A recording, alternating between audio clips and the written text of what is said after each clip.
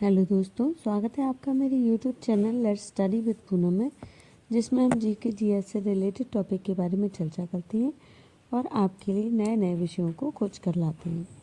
तो आज हम बात करने वाले हैं निमाड़ के रहने वाले बाबा सियाराम जी के बारे में। तो चलिए हम वीडियो को शुरू करते हैं।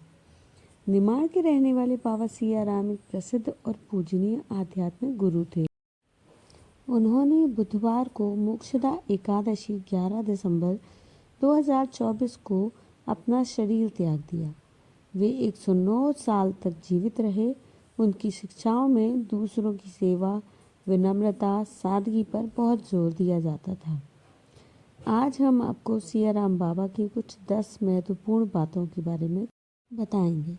सियाराम बाबा का प्रारंभिक जीवन और आध्यात्मिक यात्रा मध्य प्रदेश में विशेष रूप से निमाड़ क्षेत्र में शुरू हुई। कम उम्र में ही आध्यात्मिकता में गहरी रुचि देखने के बाद वे एक प्रिय संत बन गए।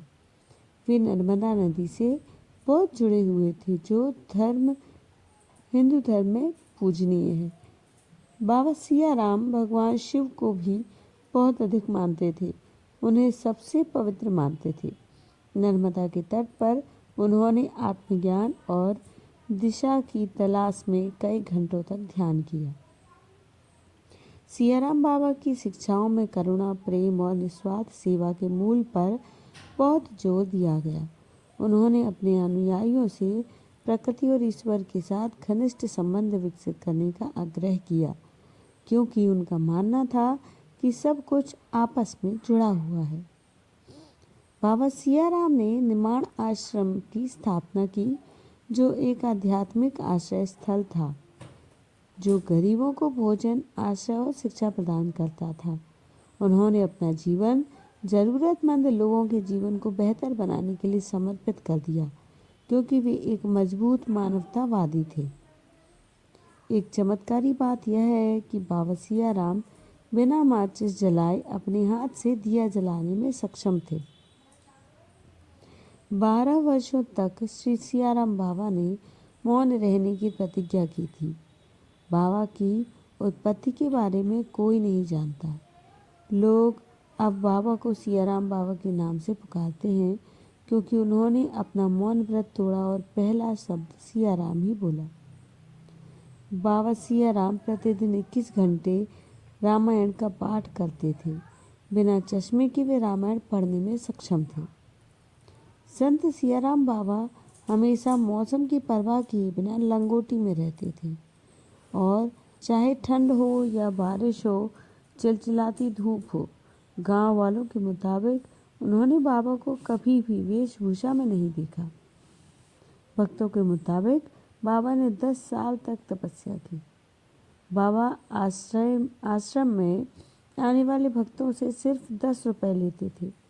सूबेदार 10 रुपए लेता था, और अगर कोई ज़्यादा दान देता तो बाकी रकम लौटा देते थे। सियाराम बाबा ने समाज कल्याण के लिए भी सहयोग किया।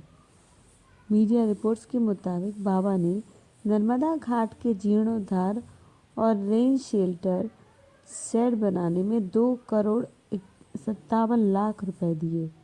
उन्हें यह रकम आश्रम के डूब क्षेत्र के लिए भुगतान में मिली थी।